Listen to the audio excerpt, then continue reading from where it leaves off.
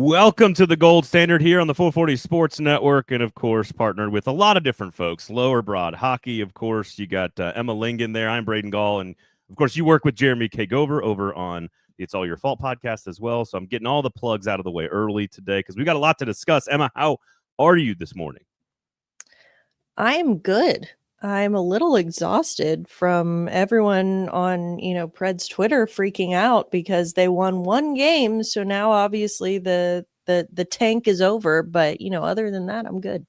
I do appreciate you getting our weekly therapy session about social media and how I am concerned how much you live on social media and your brain. I'm concerned for your general safety and health. And I'm glad we got the Emma, get off Twitter. Stop worrying about Twitter. I'm glad we got that out of the way in the first 2 minutes of the show. I'm glad we did that. I'm not worried about it. I'm just, it's there. I see it. It's exhausting, but it is what it is. Yeah, I agree. I agree. That's why I really was sad to sort of move away from Twitter, but it did make me feel better. It did make I open it up and I'm like, look at this. There's just nothing here. And then I'm like, oh, there's somebody I follow. Okay. Great. There's an interesting tweet from Emma about how the Preds haven't won against an Eastern Conference team all season. Oh, okay. There's an interesting post from somebody about something I care about. It's just filtering through a bunch of nonsense. It's ridiculous. So follow us on Twitter at Braden Gall, at Emma_Lingan, of course. Make sure you go subscribe to Lower Broad Hockey and make sure you support our two great local amazing sponsors, Sinkers Beverages and Shotgun Willie's Barbecue. Sinkers Beverages, 4-time liquor store of the year. Look, bourbon is yummy. Okay. That's the whole thing. And if you want really good bourbon, they have a better selection at Shotgun Willie's Barbecue than Shotgun Willie's Barbecue. They have a better selection of bourbon. Sinkers. Shotgun Willie's bourbon. Look, you're exhausted. I'm trying to get 2 weeks of work done in 1 week as we've got forced family vacation coming up next week with the kids out of school. I'm slammed. You're slammed. The Preds won a game. Twitter's crazy. Go to Sinkers for drinks. is what I'm trying to get out here into the ether. Go to Sinkers, and if you're gonna buy your booze, go to Sinkers. There you go. Theme of the Predator season from Josh: bourbon is yummy. There you go. I think we got title of the episode this week. Bourbon is yummy. All right, lots of stuff to get to. We have sort of a preview episode for the trade deadline. What do we think is going to happen with this organization? I asked Emma to come up with some names in the Dylan Cousins type of name. I want a bunch of names that if the Preds do something totally different in terms of going to get a young, talented prospect or full-time NHL player who's maybe under contract with term that could actually help be a part of the rebuild, because they have so much draft capital and they could go buy a player, not to make the playoffs, of course, but to go be a part of the rebuild. I asked Emma to come up with some names. It's sort of a question we've been asking kind of, for a couple of weeks now. So I want to get a couple of names from you, Emma, because I do think that's a legitimate strategy for Barry Trotz to explore. So we'll get into that. The big win over Boston, big, I guess, is a relative term, but some interesting developments when it comes to line combinations, streaks that were broken, and honestly, what I thought the team would look like most of the season. So we'll get to the Boston game. Let's see what else. Oh, we had a great physicality question on the chat on the Monday episode that Adam and I did about why this team doesn't look the same as it did last year, and as it pertains to physicality. I thought we could bring that conversation on to the free episode here. And let's see, a bunch of former Preds also in the news: Seth Jones, Matthew Olivier, et cetera, et cetera. So lots of stuff to do today on the show. Again, Sinkers Beverages and Shotgun Willie's Barbecue. Shotgun Willie's open 11 a.m. to 3 p.m. Wednesday. That's today, Wednesday through Sunday, until the meat is gone. Go support good local business. They're big Preds fans at both of those companies, so obviously go support them. Win number 7 on the road, Emma. Not this month, not since the All-Star break, just the entire season. The Preds are now 7-20-4. Since we were last on, they beat the Winnipeg Jets very impressively. I think they had won 11 straight going into that game, Winnipeg, and then they lose pretty ugly to both New York teams, and then they win 6-3 last night. It's really frustrating to watch. I'm sure lots of fans, Emma, watched the game last night. We're like, oh, this is what I was expecting to see. Like aggressiveness, forecheck, energy, intensity. maybe not the defensive combinations pairings that we expected this year. But I think there's a lot of folks who probably watched that and they're like, oh, this is. I watched it and I was frustrated because it's what I thought we were going to see all season. And if you're a fan watching that last night going, why wasn't this the thing we had all year? I understand that sentiment. They go down 1-0 in sort of disappointing early fashion, and you're going, here we go again. Boston, of course, is fighting for a playoff spot. Then they score 2 straight to go up 1 after 1. They give up a second goal to give up the tie at the beginning of the second period. Then they go back up and go up 3-2 going into the second period. They then give up another game-tying goal and then finish with 3 straight. To me, it was an example of how stylistically you want this team to play all season. It is an example of resiliency in the face of sort of a team battling and fighting Boston, that is, to fight back and tie the game up, fight back, tie the game up. You could have quit at any moment or let the emotion of the season tie you down or weigh you down, and they didn't. I just great win, but like it's more like frustrating to me than it was entertaining, even though my daughters had a great time watching a guy with a bloody busted lip bleed all over his sweater and then score 6 goals. Like they had a great time watching the game. Well, to be clear, Kiefer Bellows did not score 6 goals, but the Predators did, so that was good. Yeah, it was time scoring 6 goals in their last 7 wins, which is a lot of goals. Yeah. No, it was good. See, you're like frustrating in a different way than the Twitter people. Like I'm like, you've said this before. It's like it's like my wife. It's a win. Can we just enjoy it for a second and not make it more than it is? Although I'm more like inclined to lean towards your type of frustration though, because this is like you said, it's like, where the hell has this been all season? Whether it's with the line combinations or the, just guys doing the roles that they were supposed to do. Like it's like, why has this taken 61 games? But also I'm not going to overreact and say, oh, we're back. We're so back because we won 1 game. So I think the inconsistency, honestly, is what has been the most frustrating part of this entire season. I did feel a little bit like I was Twitter embodied for my daughters last night while we were watching, and they were saying something. I can't remember what they said to me while we were watching the game, and I was just like, "Yeah, they're just not very good this year." And like my oldest was like offended. She turned into like a Twitter avatar. She was like, "Don't say that, Dad. What are you talking about?" And I was like, I was like, honey, let's learn about opinions and facts, okay, for a second here. Considering what else was happening in our nation last night, I said, look, they have the 3rd worst record in the NHL. Like they're the 3rd worst team in the league. Like that's not my opinion, girls. Like that's just what has happened. That's where they are. And I wasn't trying to be, salacious about it. I wasn't trying to like do it for clicks or likes. It's just like, I was just like, no, guys, like they're just look, it's not my opinion. It's just, they're just not very good. But they had fun last night. So I agree. I didn't try to steal their joy until like, later in the game. But it was, they did enjoy Bellows in his 100th game, by the way, hat tip there. They did enjoy all the goals that took place in the first and second period. They were excited about that. And so they had a good time. And goals are fun. Yeah, shocking. As I mentioned, though, the 5th time they've scored at least 6 goals in their last 7 wins. So when they win, they score a boatload of goals. The problem is they had 10 losses mixed into that stretch as well. And I know you wanted to talk about Luke Evangelista on the top line, and I think we should, and we're going to right now. But again, what an intro. All the joy, all the interest, all the fun that I saw watching a very skilled, very handsy, very good distributor, number 77, watching him create offense and feed the puck with 2 players who are very good, and all 3 guys do something very different, but have a very all the skill sets go together very well on that line. They had played a grand total of 6 minutes, roughly ballpark, all season long.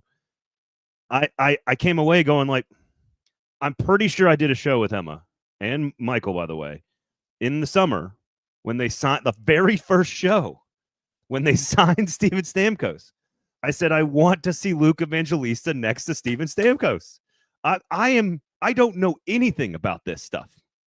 I don't know anything about hockey. I'm kidding. But like, if a slappy like me can see that Luke Evangelista and Steven Stamkos should be near each other on the ice, why did it take this long to try it in the face of what they've dealt with this season? So again, I'll stop yelling, but I don't understand.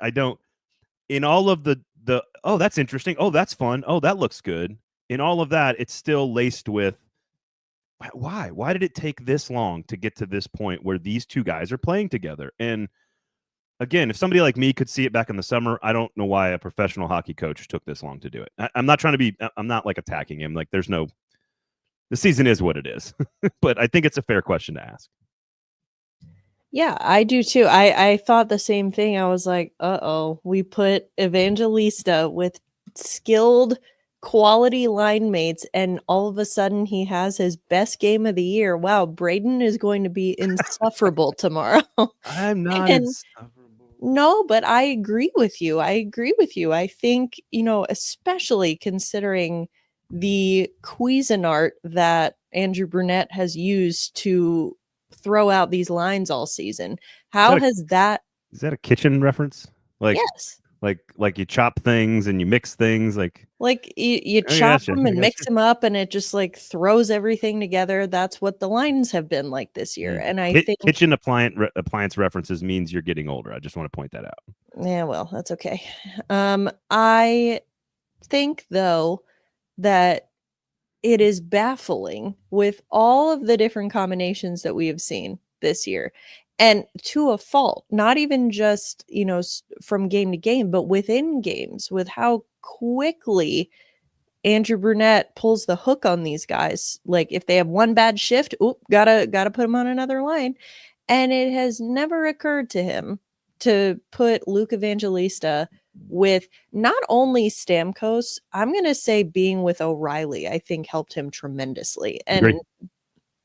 That is like, again, with everything that has gone on this season. And again, I'm not making any sweeping statements about, oh, well, they've had one good game and now that, this is it. This is the, the top line for the rest of the year. It might be, I don't know. But the point is, I think that Luke Evangelista has been buried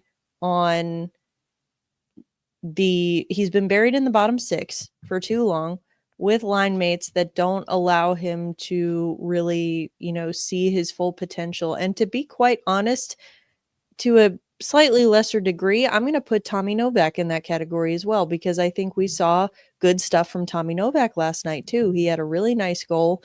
And again, you move him back to the center, his natural position. You put him with Philip Forsberg and Jonathan Marchessault, skilled line mates. Crazy what happens when you do that. And I think that what we've been missing, we've been missing a lot of things, but one of the things that we have been missing out of this team is chemistry. It looks like guys just don't know where they're supposed to be. They don't know their assignments. They don't know what they're doing. And I know we're going to talk about that Morgan Geekie goal later because that was a prime example of that. But I think that guys just, so many missed opportunities because guys not being in the right spots and not just having the chemistry and knowing where the other guy's going to be. And it's like we started to see that gel a little bit, especially with those top two lines against Boston. And so I think that, it's like, again, the Evangelista line especially, but also the Novak line, because Novak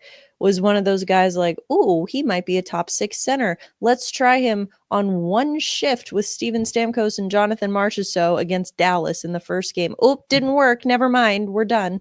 And it's like, how has that Evangelista top line situation not even happened by accident yet this year with how much Andrew Brunette has messed with these lines? Yeah, I mean, that's what Josh said almost verbatim. Like, you'd think that combination would have at least happened by accident by now. Like, a guy gets caught out there on a change, and you're like, oh, there's Stamkos and Evangelista accidentally playing together. Look, there's no way that any of this means anything for the future. Like, there's no way to know. In summation, this means nothing. There's no way to know. What I'm trying to get across to folks, and this is how I'm approaching it, I'm sure you are similar, Which is like, at this point, it's all trial and error. It's all just figure it out. It's all just gather data. It's all try to build yourself enough information to be better next year. And so the questions about like, is this going to work next game? I almost don't care. Like, is it going to work for 12 games? Is it going to work for 5? Is it not going to work? Like, I don't know if that's relevant. I think what's relevant is why it took this long to try some of the stuff that seems to be obvious. That's the question.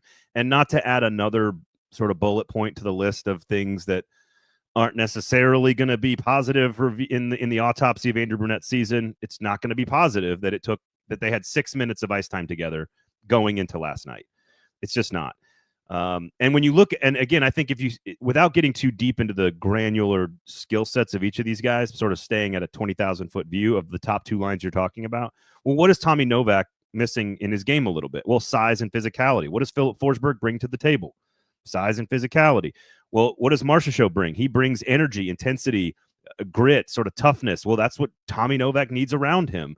But they're also very skilled, very fast players as well, which is what he can do. You look at O'Reilly, Stamkos, and Evangelista. They have 3 very different skill sets, all very skilled, but different strengths, right? Stamkos has the big shot. He sits backside. He scores an insanely awesome goal. I'm not even sure you could see the puck like at any point during the pass or the shot or the goal. It just like was in. You're like, oh, that's what Stamkos does. But like the breakaway where the turnover happens in the neutral zone, and it's O'Reilly sort of driving the play with like an all-around game. It's Evangelista being kind of sneaky with his hands and giving it to a guy who's can like, it was all the skill set on display. And again, without getting too deep into the left, right, and like this guy's great in the face-off, and then you could just see how the skills complement each other on both of those lines. And you're like, okay, well, why didn't we try that earlier? So that's kind of the gist of it. And I don't think you should don't set expectations too high for the next game or the next 20 games. I think it's just, hey, that could work next year, regardless of the coach of the system.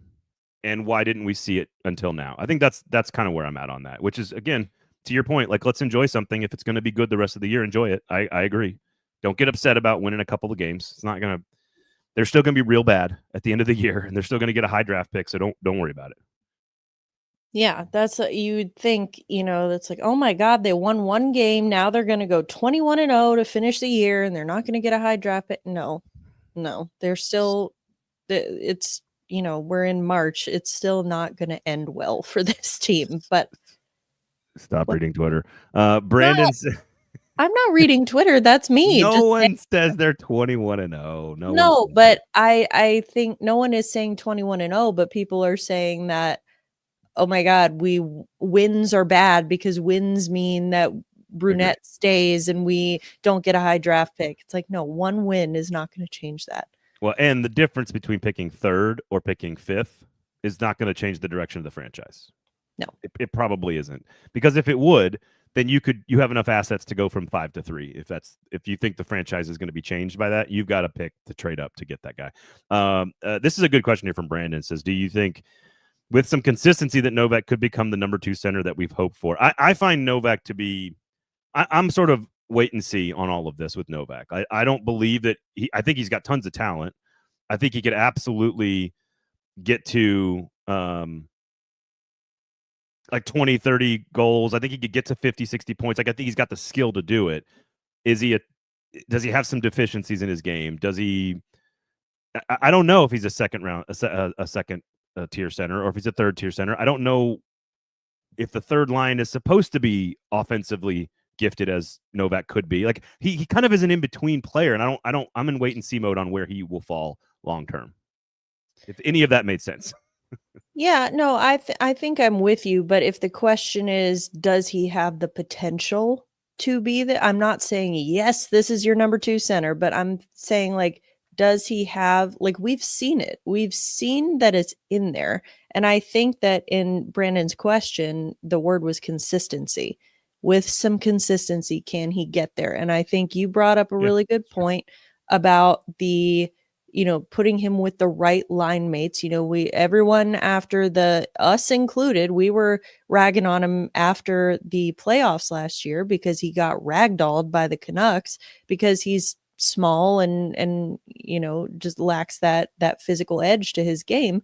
And so immediately everyone's like, oh, he can't be a number 2 center. Well, he can, but you got to put him with the right pieces, and you got to put him in the best position to succeed. I think putting him with Forsberg in particular was a tremendous idea because, like you said, power forward, true power forward. And Tommy Novak is not going to be throwing his body around. He's going to be, slipping into those openings and making the shots. And so I think that I do think that Tommy Novak has the potential to be the top 6 center, but I don't think that Andrew Brunette has been putting him in the right positions to be successful over time. Like I said, he got one shot on the, that line with Stamkos and Marchessault in like the first game of the year. And in his one shift didn't go well. Boom. All of a sudden we're putting him down on the third line. And it's like, come on, Andrew Brunette's like impatience. I don't know if he has trust issues or what, but it's like, he wants one young guy. Like Tommy Novak isn't that young, but it's like, if you're under the age of 28 and you make one mistake, then you are just on his shit list for the rest of the season. And it's like, again, I'm not a coach, but it seems like not the best way to go about it. But yeah, I mean, maybe, and Kevin says Novak turns 28 next month. He needs to be put in a position to consistently tap that potential. I guess my question is, I don't know what the ceiling actually is. But that's the point. We don't know what it is because we haven't seen him in enough of a position to. I agree with you. I guess maybe that question is not. This is why I'm having trouble sort of finding the right way to word this, because it's not meant to be like a knock on Tommy Novak, but it's also agreeing with your point that consistency and being put in a position to succeed is critically important for all players. But I do see limitations, but I do see skill. And so it's not that I don't acknowledge both sides of that. I think the floor is pretty high, but I think the ceiling might be lower than people think. And that's probably why he's $3.5 million and not $5 million, right? Like that's probably, so does that mean, let's say he's consistently put on the same line. Does that mean he's a really great third line center? Or does that mean he's like a flawed, but capable second line center? And I think that is the ceiling and the floor, which is a pretty narrow like slot in the lineup, honestly. Like he's way better than anything on the fourth line, and he's clearly not a first liner. So I think that's kind of the question, is like finding out what he is still I don't know. I don't think it's a large range of stuff, but that's why I'm kind of questioning what I think about his upside, I guess, is maybe where I'm at on that. It's not necessarily, I get your point, and I agree with you and all the commenters about the consistency for sure. I get it. Yeah, no. And I see where you're coming from too. And that's kind of therein lies the problem. We don't know what his ceiling is. And I think that is where, I would encourage people to frame this last, 20 some odd games of the season is not, oh, we have to lose them all so we tank and get a high draft pick. And it's not, oh, we have to win them all because that's going to do nothing. You're already out of the playoffs. But look at it as, I thought that last night against Boston was a great example of how these last 20-ish games can still mean something for this team, not in the playoff race, obviously, but for next year, looking at the future and how these new pieces that you have brought in last summer, again, don't know why it took this long, but how these new pieces can fit in and how they can elevate the guys that you have and vice versa. Yeah.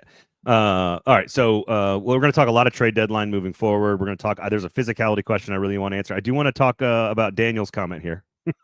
Braden's weekly Elon hate over the last 6 months is exhausting. First, my message to Emma and everyone else listening has nothing to do with Elon. It's about social media communication.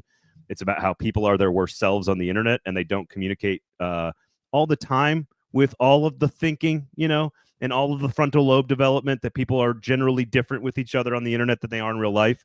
Actually has nothing to do with Elon. I hate Elon for other reasons, totally different ones, like taking $8 million in government contracts per day from my tax dollars. So how about that one? That's a totally different subject altogether. I think taking your net worth, and this is not what you're doing. I think taking your value in the media and in life from conversations on social media, online, Instagram, Twitter, doesn't matter. Facebook is dangerous. It's dangerous for our kids. It's dangerous for our brains. That's all I'm saying with that. We can have another conversation on a different show about Elon. So you don't have to comment on that, Emma. All right, Sinkers, Beverages, and Shotgun Willie's Barbecue. All right, physicality. This was asked in the group chat on Lower Broad Hockey, and it was basically like, man, this team doesn't look like it used to look last year. They're not playing with the edge that they played with last year, and I think that's totally obvious and has been obvious, I would argue, since the very first game of the season. And I wrote down some numbers, and I wanted to this is obvious here. Thank you, Kevin. Kiefer Sherwood played 68 games for this team last year, and he's about to break the NHL record for hits. Ryan McDonough played 74 games for this team last year. I don't know if you guys noticed, but he's not on the team anymore. Yakov Trenin played 60 games for this team last year. What did Yakov Trenin do quite well? You can answer if you want. It is rhetorical, but I didn't know if it was a rhetorical question, but he hit people. Yeah, he hit. There we go. Jeremy Lauzon played 79 games last year and has been out. I don't know. Was he going to play this year? 39, 40 games this season, I think. If that. Zach LaRue, who is the replacement largely for some of that missed intensity, has been out and has only played 25 games. Yuso Parsonen, to a lesser degree, played 45 games last year. He was a pretty big physical player. And then you lose, experience like Carrier, Fabro, and Yossi now out of the lineup. But for the whole season, this is a team that is significantly more finesse, more skilled, supposedly, and less grit, sandpaper, physicality, forecheck, pressure, based on the moves they made in the offseason. And I don't think it should be a surprise that this team is severely lacking in the edge that got them to the playoffs last year. When you look at Sherwood, McDonough, Trenin, Lauzon, all gone off the team today, at least in the second half of the season. And for Lauzon, in his case, I don't think there's a more complicated explanation for it than that. Hey, where did the physicality go? Where'd the edge go? I think it's the roster changes they made. Yeah. Well, I think too, talking about the edge that got them to the playoffs last year, they needed that edge to kind of make up for the lack of scoring, the lack of skill. They didn't have a lot of high skill guys other than Philip Forsberg. And so that, I think, is they kind of compensated for that, but then you get rid of those, edge pieces, and you bring in more high skill.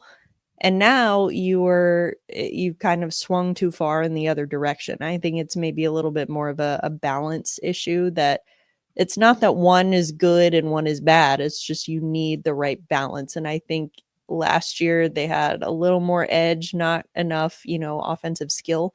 Now they've got the skill, but they don't have the edge, and that is proving to be a problem as well. Yeah. But again, I think when you lay it out like that and you look at the names that are gone off the team and what they're doing today, it's very obvious this team chose to go a very different direction, and therein lies the entire conversation that we've been having, which I know you want. We did not get to the geeky goal, so if you want to go back to that, you can. Now, I think some of this is the fact that the blue line on this team is just, the top 4 defensemen coming into the season are not playing on the team anymore or injured. You have one guy, Luke Shen, and Brady, or I guess it's 2, Brady Shea. I always forget about Brady Shea. Nice $7 million. Oh, he's still out there. Shea and Shen are the only 2 of the 6 that are still playing on the team right now today. And so, of course, you're going to have some defensive issues. Why do you want to point to that goal at the start of the third period that tied it up 3-3 as a microcosm of the season?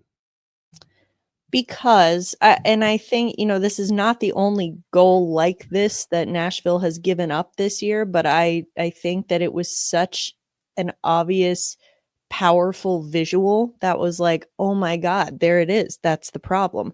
That the way that all 4 guys in Nashville's zone, all 4 Nashville players were chasing the puck around. It was like whoop, moth to a flame. Wherever the puck went, everyone went. And when you do that, that leaves a wide open hole in front of the net for Morgan Geekie to go and score an easy goal. And so it's like, it's been happening all year, but I thought that goal in particular, it was a very evident visual of like what the problem is, because it's like with Andrew Brunette's system, it's all about hunting pucks. And if you don't have the puck, get it. And that, I understand that they don't play man-to-man defense. I understand that, but it still seems like nobody knows what their specified role is, that it's just like everyone is like, oh, I got to get the puck. And it's like no one that leaves your goalie out to dry so much. And so I just don't, I thought you could see it so clearly on that one. It was like synchronized skating for all these guys. It was like woo, and like they're all attached to a string that's the same distance apart, and they all can move at the same time. That's the only thing. Or there's like a magnet on the puck, and it's like, all right, I get it. You're trying to get the puck, but maybe when you've spent 5 minutes in your own end, maybe you should actually like defend the net. I don't know. Nick Blankenberg might be the only one who knows where he's supposed to go. But even then, he's he gets there normally at the right time, at the right spot. Sometimes the other guy is just like, a foot taller, and it's just going to always be something he has to deal with. I actually thought, ironically, I actually thought that Geekie got credit for the second goal too, because he's standing right there. Like there's another, like it's the same player in the same place. And he's standing, there's two, it's him and another guy that are standing right there in front of the net. There's a shot from the point, it gets through, and they score a goal. And it's like, what are we doing? Those guys are in front of the net. You have to mark them. So I know it happens fast, and I get it, and they won the game and everything. But I agree. Like, it was just funny that you said, I want to talk about the Geekie goal, and I had to like double check to make sure he didn't get credit for the second one too. So I was like, which one is she talking about? It was like watching, like, I don't know if you've ever, maybe this is a me thing because I have a herding dog and she's special. Well, she okay? But herding, not hurting. Gotcha. Yes. I was like, is everything okay with Minka? Yeah, no, not hurting, herding.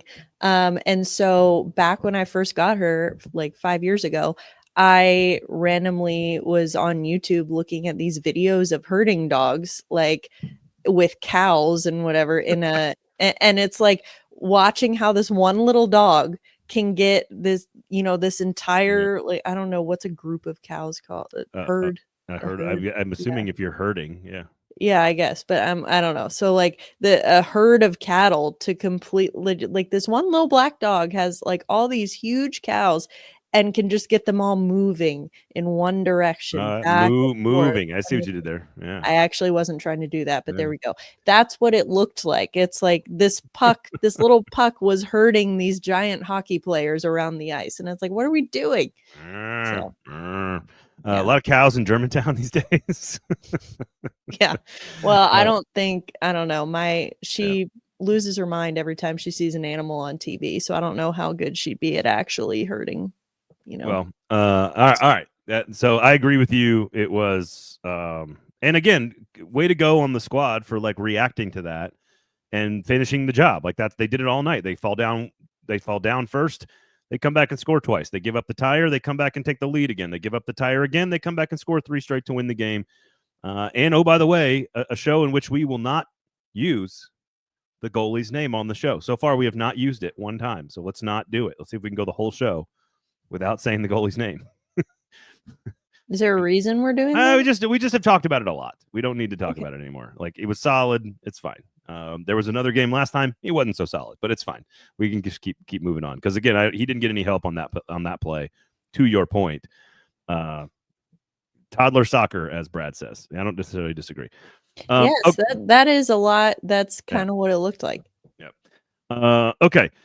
Let's get to the trade deadline here. Sinkers Beverages and Shotgun Willie's Barbecue. Make sure you check out both of those great local companies that support this product and keep it free for all of you. Emma and I, we're still working out the exact plans for the weekend, but I'm out of town next week for forced family vacation. So what we're probably going to do is we'll probably have a special episode, maybe the whole crew from Lower Broad Hockey doing a recap of the trade deadline. Sometime either over the weekend or early next week, we'll probably try to do that for you. We're not exactly sure, so stay tuned. I know most of you guys are watching on YouTube, but if you're watching on Twitter, or if you're a host of the show and you see it on Twitter, make sure you share the product, retweet, like it on the Twitter machine or Facebook or whatever, et cetera, et cetera. Get as many people involved as possible. We do appreciate that. So stay tuned. Stay tuned for more information about what's going to happen. We'll probably post it in the chat there. You'll probably get access to that early if you're a subscriber to Lower Broad Hockey. And then you'll have the show probably next Wednesday in the same time slot as well. All right, let's get to the trade deadline. Gus Nyquist is moved for a second-round pick in 2026. I have nothing else to say other than good job, Barry Trotz, on getting another top 2-round pick in a draft. They have so many of them. They have to do something with those picks at some point, more than just draft players. I'm going to ask you about that in just a second. Other than really the only question I have about the trade, which I think is a huge win for the Predators, is just about the retention and how concerned are you about using up their third salary retention spot. So they're using that spot on Gus Nyquist. They used $250,000 almost ceremonially on Matthias Ekholm, which is so strange. And then the other one's Ryan Johansson. You can only have 3 at a time. And so that now means they cannot eat any salary as a third team. In a 3-team deal, they cannot eat any salary to try to trade a piece away or acquire a piece in any shape or form. That's really kind of the only little hey, what do you think about this, Emma? Because otherwise I think it's a huge win for the Preds to get a second-round pick for Gus Nyquist.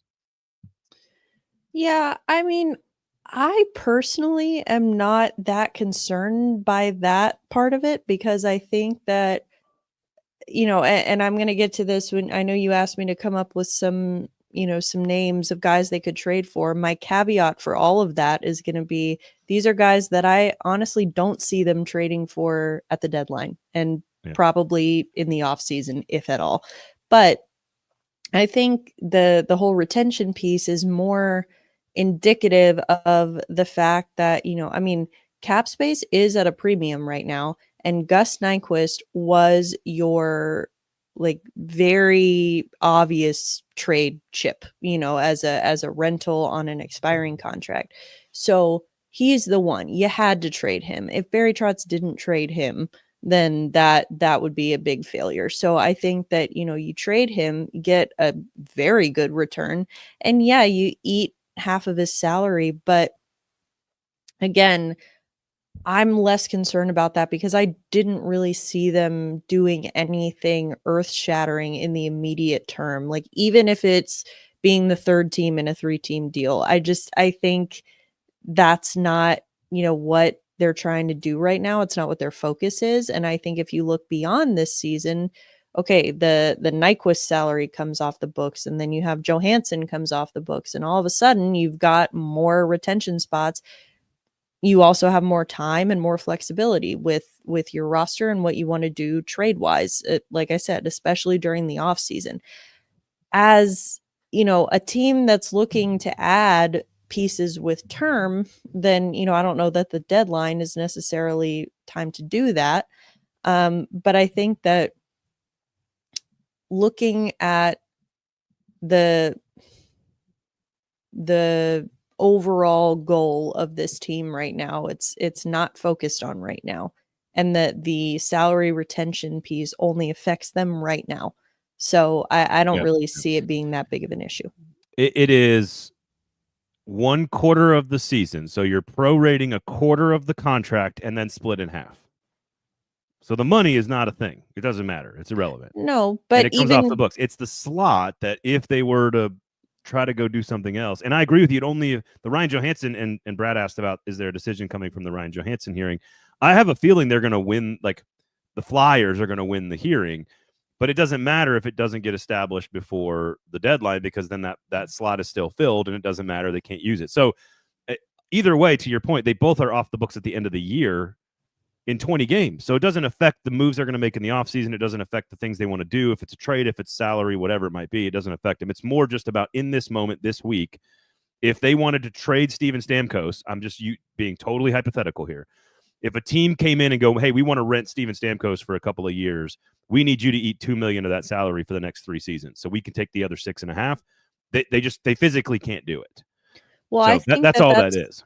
But I think that that's important to point out. Maybe not I know it was just a hypothetical, but something that could be a little bit more realistic in that regard would be like a Ryan O'Reilly, for example. Right. He does not have trade protection. Obviously, it's so funny that he is like just, ever since it came out that Barry Trotz didn't want to trade him, now all of a sudden he's in all of the trade rumors. So I do think, though, that's, we know that Barry Trotz is treating him as if he has trade protection, which he doesn't, but acting like he is. And I think that doing this with, now that you don't even have retention spots left, that's his way of saying that, hey, other teams, if you're coming to me with an offer for Ryan O'Reilly, you need to take his entire salary. And not a lot of teams are going to be able to do that. Not a lot of contenders anyway. Yeah. It's I don't think that it stops them ultimately from making a move. No, I don't think, but that's my point by saying that they physically can't retain any more salary on anyone. That's saying that it's, Barry Trotz was not bluffing when he said that if you want to make me an offer for Ryan O'Reilly, it's got to knock my socks off. And I think that this is just further evidence to that. I guess I didn't realize Matthias Ekholm has one more year. Yeah. At $250,000. So I guess that'd be that'd be $1 million total over 4 years, $250,000. That just such a strange thing for them to have done on a guy making more than $6 million a year. We're going to keep $250,000 for you. And just a reminder, of course, 35-year-old Kyle Turris still has 3 more years of buyout, $2 million buyout left on the contract. The Duchesne goes from 5.5 to 6.5 next year before it finally goes down again. But Johansson and Nyquist, of course, now will be off the books at the end of the season. So there you go. Cap is going to go way up, which is going to be good for everybody involved. Michael McCarron, not a problem with salary retention. I expect him to be the next move. I would assume he has moved fairly quickly, and I don't know for what. A second-round pick would be a huge win. A third-round pick would be fine as well. I imagine he gets moved pretty quickly. Again, a guy making less than $1 million with 1 more year.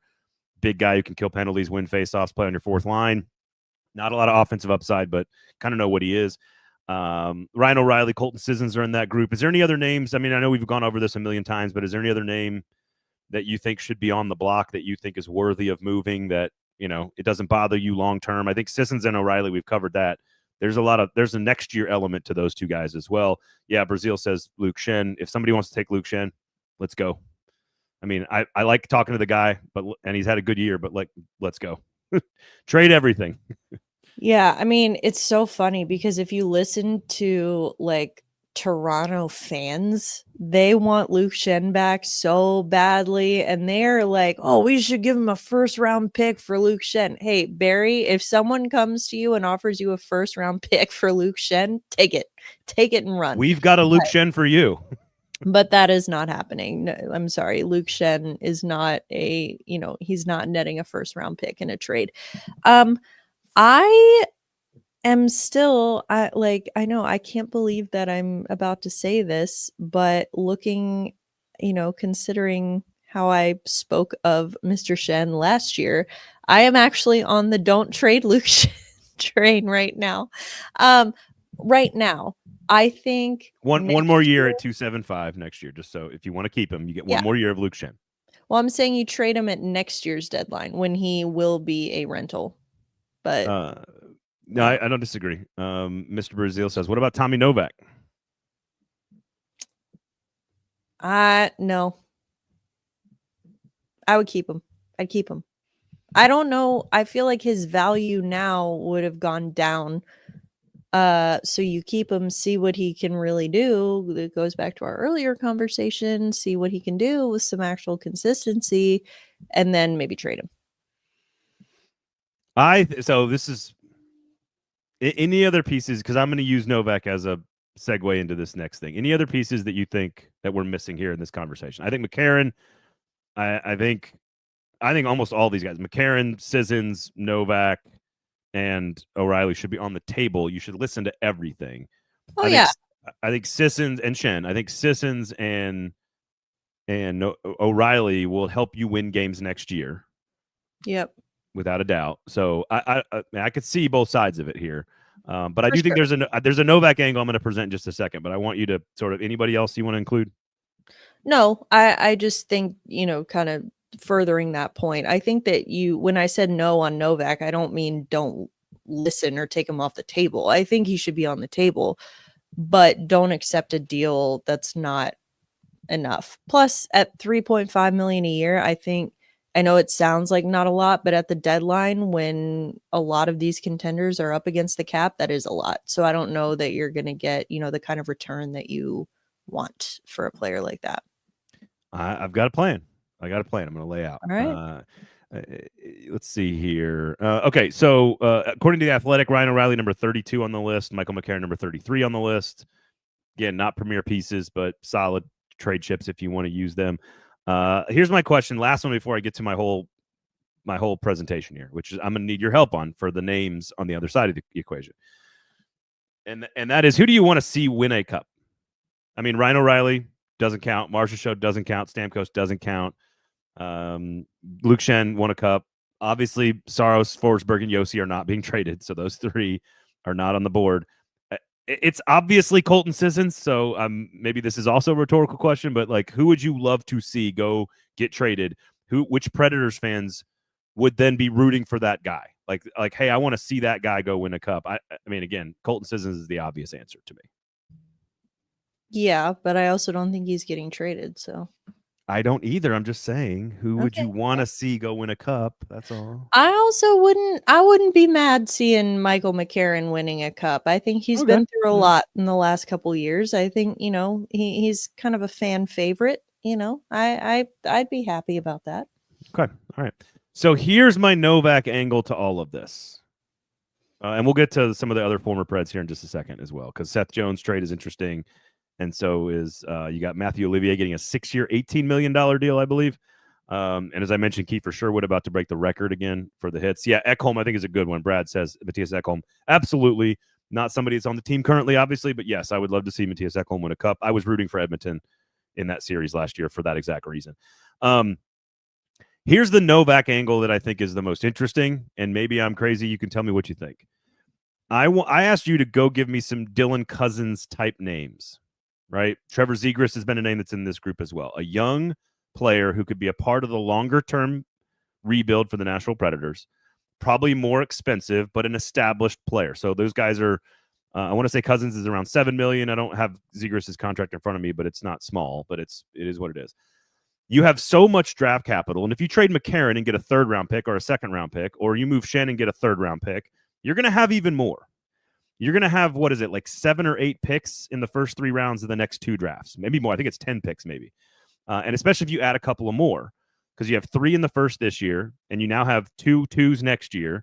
You got a 2 and a 1 also, and then some 3s. And if you're going to trade for more of them, you're going to have a lot of picks. You cannot use them all on prospects. Like you need to either package them to move up, or you can use them to create a nice deal for a player like Dylan Cousins or Trevor Zegras. I think Novak is the piece that gets the deal done. Because if you're going to Buffalo and you're saying, give us a 23-year-old centerman who has had 60-point seasons and 2/3 of the league is interested in getting that player, we're going to give you a first-round pick this year, our last one, hopefully, and like 2 2s and Tommy Novak. I don't know why you don't do that if you're the Buffalo Sabres, where you're getting a player who can score 20 goals, who you can develop. You get a bunch of draft picks and you trade off a guy that, might be hugely beneficial for the Predators. I think Novak is the piece that can get those deals done. And frankly, if Svechkov and O'Reilly and Stamkos are all here next year, and maybe Sissons too, you don't have a ton of space for centers all of a sudden if you go get a big one. So I want to know who the names are that you want to go get that are in that mold. And is that where Novak's trade value becomes very valuable to replace somebody that's being lost on another team? If that all makes sense. Yeah, I think that I wasn't against trading Novak at all. I'm just saying that I don't think you move him at this deadline. I don't think that you're going to get that kind of return now if you do it now. But I do think, yes, if you're trading Tommy Novak, you can't just do it for picks. can't just get draft picks back. I think that it depends on, you know, who your trade partner is and what their needs are. But yes, I think that there's definitely potential to do something like that. You know, because he is, you know, he's got term, he's not overly expensive. And you know, but the Predators do, you know, weirdly at the same time they have centers but they don't. It's like Exactly right. they have centers but none of them are like signed long term or exceptionally good. So that's like kind of the issue there. But yeah, Especially if you trade Novak and McCarron as part of this deadline, which is 2 of them. But again, if you go get Zegras, you've got O'Reilly at number 1, you've got Zegras at 2. I think Svechkov and Sissons are still very good 3 and 4 for next year. Yeah, I would agree. Svechkov's had a little bit of a rough go of it here lately, but totally expected for a young player. Like, this is the time to, you know, get all your bad games out, because it doesn't matter right now. But I mean, I think too, if you look at, you know, other guys who can play center, you know, I've talked about this already, but Steven Stamkos, we saw him move back to the wing, and I thought that was so good. Like, that was really good. And let's not tinker with that anymore, Andrew Brunette. He needs consistency too. It's not just the young players that need that. Yeah. It's the veterans who like need to be put in the place where they're going to best succeed. And hey, move Stamkos back to the wing, good things happen. By the way, Zegras is 5.75 for this year, obviously, and then next year. So he's one more year at 5.75. Okay, well, that brings me into you want to hear my guys now? By the way, yes, I do. He's a depreciated asset though, because he's had a bad year, and I think that's where you can get him for cheap. But that's just a Zegras commentary. So let's hear the names. Let's hear him, Emma. So I'm still not on the Zegras train. Still not. I mean, I like as a concept, I understand why people like him, but I'm still not sold on him yet. Speaking of a center who's making 5.75 over the next 2 years, I really like Casey Middlestat. I think that he is a guy who, you know, he is a playmaker.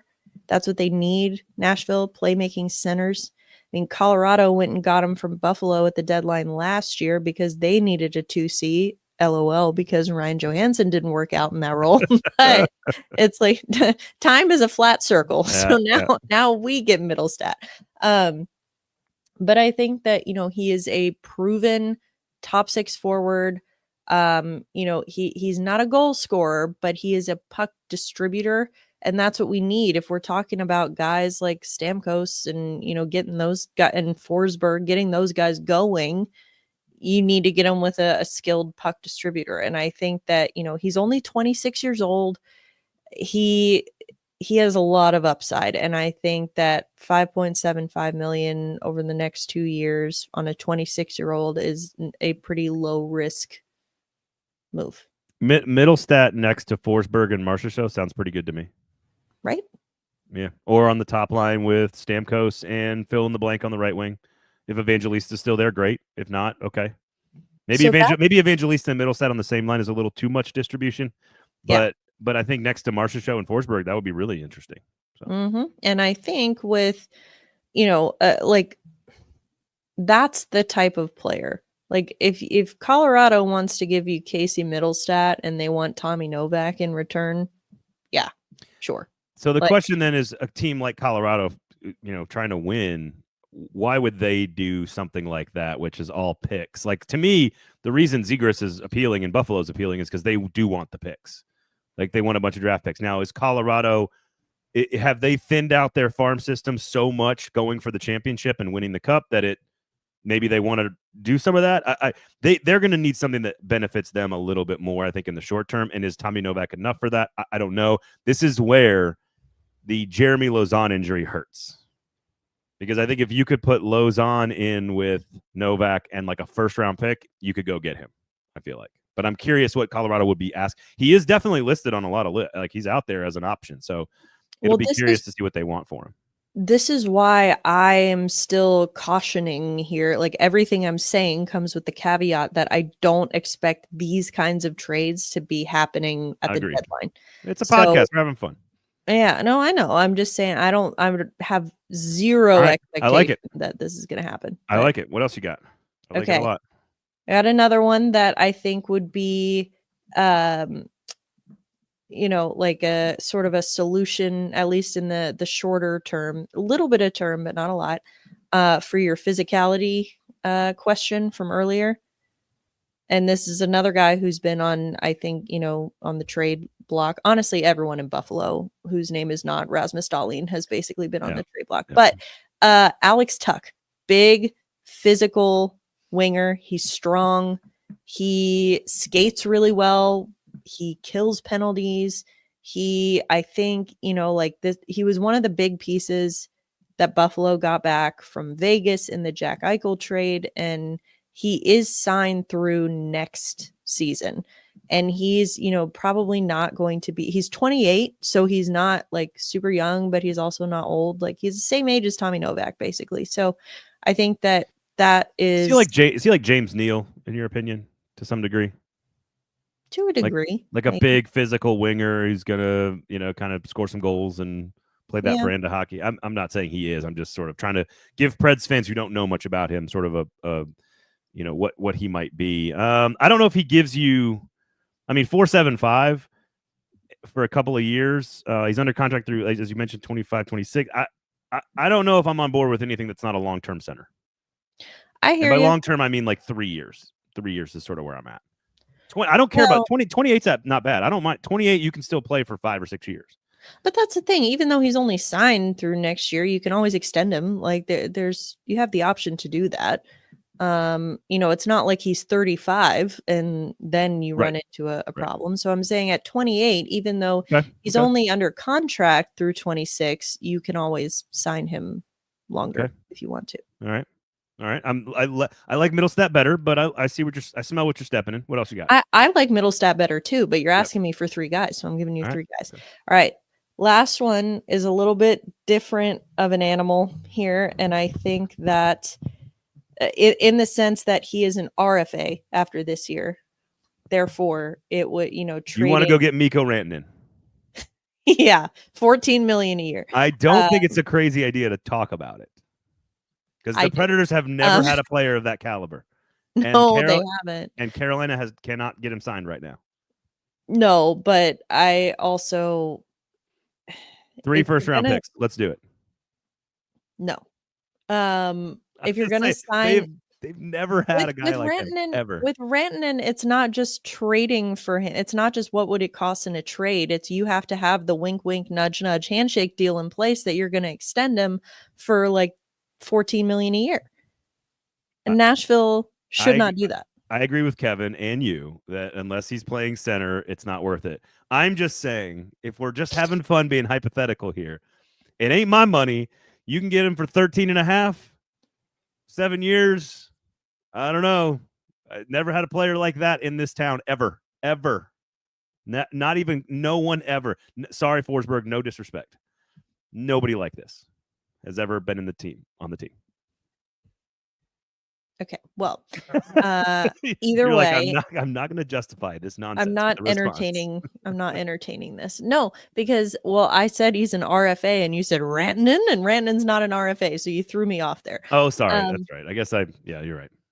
So RFA, so like a trade, it's like they either trade him now or you offer sheet him. I don't know what would happen, but a guy who has not been, maybe not had like the sexiest last couple of seasons, but I think, could be a really good change of scenery candidate. Nick Robertson in Toronto. I think that again, RFA after this year, he's currently making $875. So like would still be very affordable. Do you know there's a Nick Robertson who's a relief pitcher for the Blue Jays in Toronto? I actually did know that. Of course you did. I cover baseball too. I know. No, but Nicholas Robertson, brother of Jason, so we could get the brothers in the Central Division. That would be a fun little rivalry. But I think that he's 23 years old. That's the kind of like young guy you're looking for. Again, he's a winger, not a center, but I think you're not paying a lot for him right now. This is like theoretically the kind of guy I could see you getting at the deadline and not waiting for an off-season trade, because he's not making a lot of money right now. He's young. It looked like Toronto might be moving on from him last year. They're not playing him a ton of minutes, and he still is putting up decent numbers in the few minutes that he does get, and he's got a really nice shot. And the Leafs need cap space like they need air right now. So like whatever they can do to sort of shed off the dead weight right now, I think that he could be a guy that, they might be willing to deal for cheap. And I think he has a lot of upside. But again, it would be a low risk. Yeah. If you are trading Michael McCarron, theoretically, you trade Michael McCarron for a draft pick, then you give up a draft pick for Nicholas Robertson. You're basically trading McCarron for Robertson. That's trading defense and grit and penalty killing for offense. I get it. He's about a half point per game guy over the last 2 years, but he has scored some goals. Less than $1 million contract this past year, 875 for Toronto. So if you're getting him for like $1 million for 2 years, maybe $1 million AAV, I could see that being an interesting move and probably being a net positive. But it's not the thing that I like in this exercise. It is about packaging all your draft capital to go get. And Cousins is the one that fits the mold. He's 23. He signed for 5 more years. He's a $7 million player. If he's worth that, again, you have to evaluate him and say that's worth the contract. Like you have to be willing to say that's how good he is.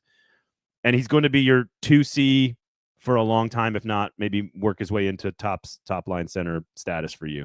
Those guys just don't exist. So I get it. It's hard to come up with those names. I think Middlestad's is by far the best one of the group, and that's why you led with that one. So, but I like Robertson, and I like going to get some of these guys like this. I don't feel like you're not giving up a first round pick for Nicholas Robertson.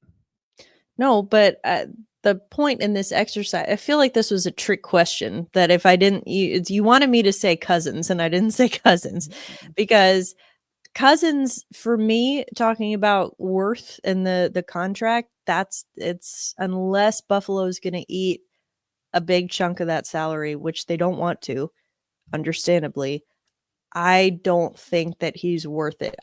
These guys that I picked, maybe not as appealing or as sexy as Cousins is, but I think they're more realistic and they still have a lot of upside, and they're lower risk. No, and I knew it was a hard exercise. That's why I respect your opinions and your view of the rest of the league so much. That's why I wanted to hear from you, because I do think now that they got a second for Nyquist, if they go trade McCarron and get another, let's say a 3rd round pick this year or something, you're not going to – you have like reached a point of diminishing returns on the draft picks almost, which is crazy to say because like that's just a nuts thing to say about any professional sports team. But the idea that you could – like that's why I think Mitch says, what about Zegras? That's why I do think Zegras is the cheapest of the group. Not only is he a depreciated asset right now, but they're a team looking for draft picks.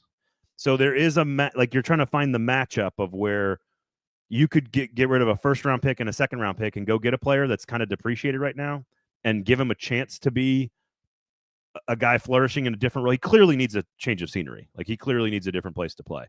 And you are in desperate need of young, talented, proven centers, which do not come available very often. We are in an era, I mean, at least this season, where we've had major trades, more than we've ever seen before. Like big names moving is, I would say, this deadline more so than I can remember.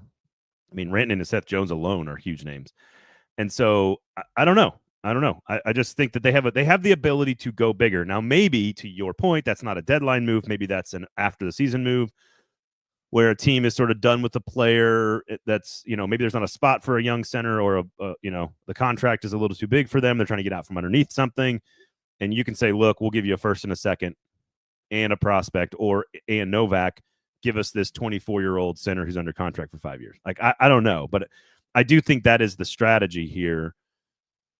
with the number of picks that they have. I don't think you can use 5 picks in the first 70 and make your team better all of a sudden. It's just going to take so long, and half of them are going to whiff. So you got to go get I think you use the capital to go to get a proven commodity, at least more proven.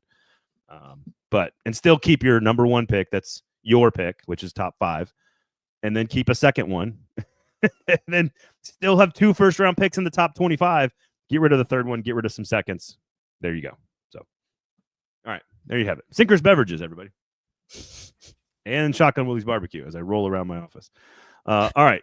Josh says, I'd rather take a risk on Zegras bouncing back than a couple of picks hitting. That's what I'm getting at. Picks don't hit, and they take a long time. You've got a bunch of veterans who could be decent next year if things go well. You change the coach. You get some defensemen developed. You get healthier with Yossi and Lozon. Saros and Ananen back for another season should be better. Like, you could see the team being better next year. Having a 24-year-old centerman to build around in the future, not a bad idea. Just hard to find. So, all right. I know you're everywhere on the internet. You got podcasts and writings and tweets everywhere. Where can the people find you?